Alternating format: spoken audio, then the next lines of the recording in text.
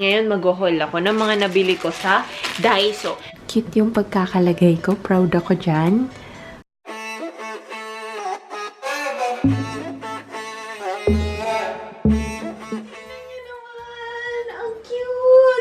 Ayos ni Sam dito sa kwarto niya. Binili niya tong Christmas lights.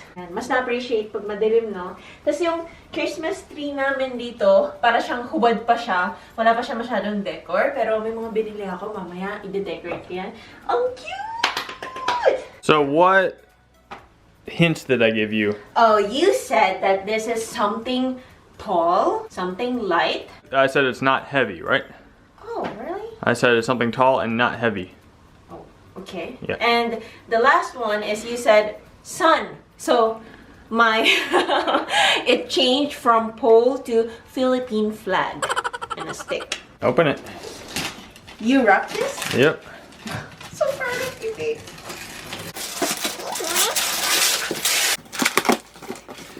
I ordered this almost 2 months ago.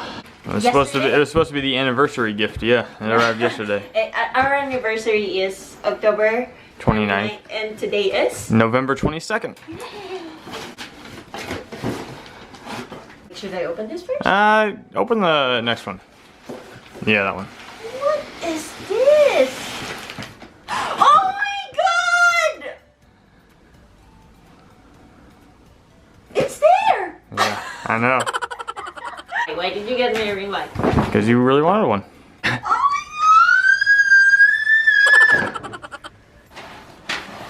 It's so big.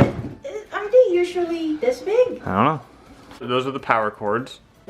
I think, actually there's like a different color for this too. There's like an orange one in there too. Okay, so eto ngayon yung walang ilaw. Then,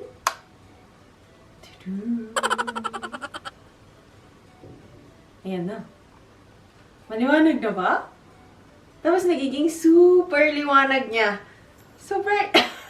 So dahil naipakita ko naman sa inyo ang Christmas tree, ngayon mag-haul ako ng mga nabili ko sa Daiso. Itong mga ibang bagay na to, like yung Santa Claus sa taas, tapos yung mga nakasabit na Santa Claus, binili ko yan sa Watts. Tapos meron din sa ibang hindi super sikat na 100 yen shop like Lemon, ganyan. Doon ko sila binili, pero iba pa rin talaga si Daiso. First, ito, 4 meters siya na parang, ayan. Tadan! 4 meters. So, pinili ko yung ganitong simple lang kasi gusto ko lang, kumbaga, palibutan yung tree nito. Kaya siya simple kasi meron din naman na siyang balls and meron din ako mga binili na ipapakita ko sa inyo maya-maya lamang. Wala akong mga garland for the tree kasi parang feeling ko nakakagulo sila tignan gaya ng Christmas tree sa bahay.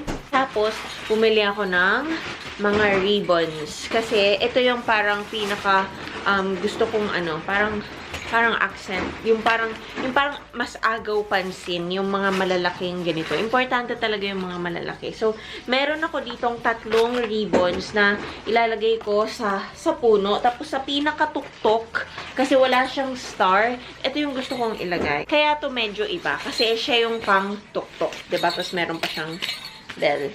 Tapos, bumili ako ng ganito na iniisip ko, palitan ko kaya yung nasa labas nito. Kasi para mas cool. Bumili din ako ng white na poinsettia. Ayan. Gusto ko talaga sana kasi kahit yung ribbon, white. Kasi yung pinaka gusto ko, yung tree sana yung white. Kaya lang hindi kami nakahanap. So, yan na lang yung binili namin. So, gusto ko sana yung pinaka-agaw pansin na mga pang-decor ay puti. Kaya lang, yung mga balls doon, mga brown, red, green, walang puti.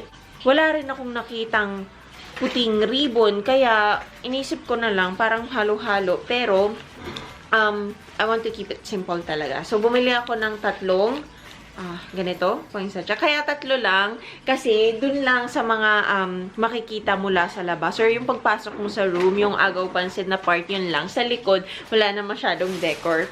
Tapos ito, binili ko to kasi cute lang. Ayan, Santa, stop here. Ito palang balls. Ito, silver siya, pero ito lang yung binili ko. Wala akong nakitang malaki nito. Gusto ko sana nga yung mga malalaki. And ayoko din naman yung napakadaming balls, pareho nung sa bahay. Kaya, ito lang yung binili ko. Ito pa. Ang cute. Bahay. Tapos ito yung sleigh. Ayan. Ang ganda. Bumili pa ako ng pangsabit. Merry Christmas. Ito yung ilalagay ko sa ibabaw ng TV ni Sam. Ang sabit din siya. Pero ang gagawin ko sa kanya, kasi meron siyang, ilan ba to? 3, 6, 9 pictures. Pero ididikit ko lang siya sa pader. Ito yung kanyang mga pictures. Ang gaganda. At ito, wall stickers. Hi! So, ngayon medyo mahina yung boses ko kasi nagnanap si Sam. So, dahil sinurprise niya ako kanina sa cute na Christmas lights at syempre sa gift na din, eto, may surprise din ako sa kanya. Yung pinakita ko sa inyo kaninang hinol ko, dinecorate ko na siya. Simulan ko dito sa wall stickers. Ayan, cute yung pagkakalagay ko. Proud ako dyan. Welcome to Santa's house. At dahil nakita nyo na din ata ito, ayan, nilagay ko ang binili kong Merry Christmas. Yung sa likod niyan, Happy Holidays ata. Pero, ayan, yung gusto ko yung Merry Christmas na part. Tapos, ito yung sinabi ko sa inyo kanina. Pasensya na sa ilaw dito ha, parang ang pangit sa camera. Pero ito yung sinabi ko na tali din siya. Yung pwede rin siya maging ganyan. Pero, mas pinili ko na idikit lang siya sa pader. Ayan, ang ganda. And actually dito, open lang siya kasi hindi ko alam pa sa ngayon kung ano yung ilalagay. Akala ko din yung mga nabili ko enough na.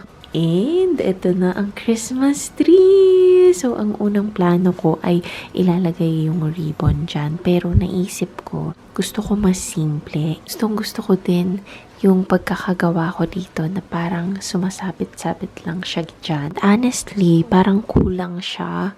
Mga natigil na siya banda dito. Pero hindi halata kasi dito sa taas marami din naman mga nakasabit-sabit na mga ornaments.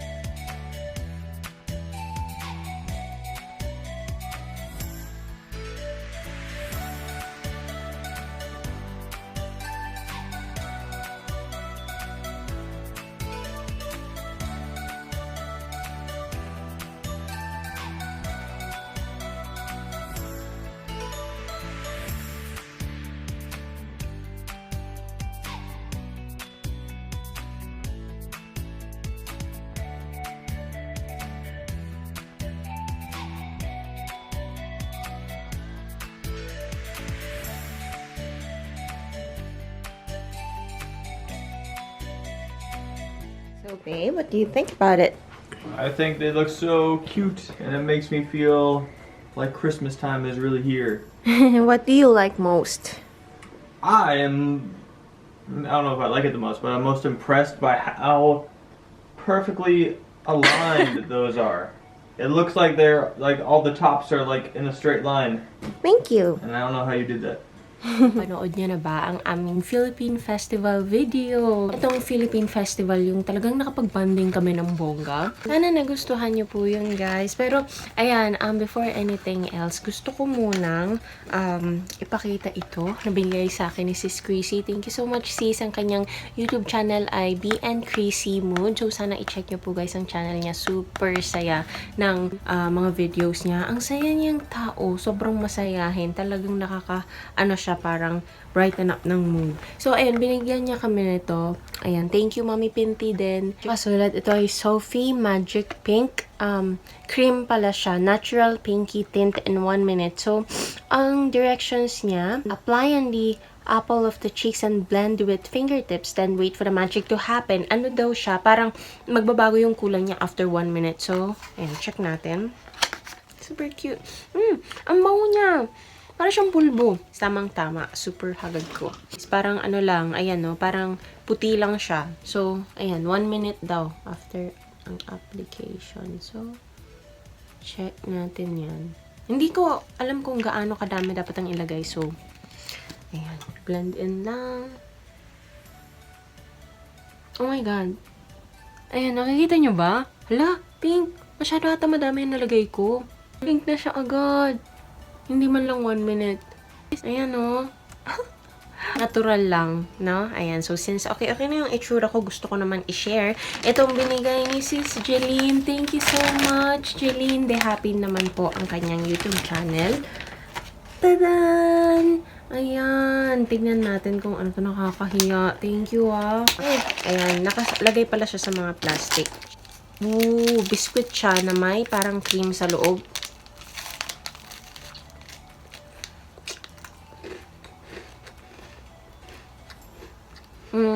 Ang sarap. Parang ano siya. Parang kinako siya. Sobrang sarap. Tsaka gustong-gusto ko yung kinako. Tama ba? Kinako? Ay, parang yun nga. Thank you so much, sis. Ako na ito pakita kay Sam. So, dire-diretso na tayo. Japanese lesson time! Ayan, so guys, yung ituturo ko sa inyong Japanese ngayon na ay super mga simple lang. So, dahil shinare ko sa inyo ngayon tungkol sa Philippine Festival, nakapag-bonding ako sa aking mga friends, nakamit ako ng mga bagong friends, ayan, nakibanding ako sa kanila. So, ang friends in Japanese ay tomodachi. Ang pasalubong in Japanese ay omiyage. Regalo naman, presento. Parang present. Ayan. So, yan lang guys. Maraming salamat sa panonood. Sana, kung hindi nyo pa napapanood ang aming Philippine Festival video, sana i-check nyo po yan. Sa next video ulit. Bye!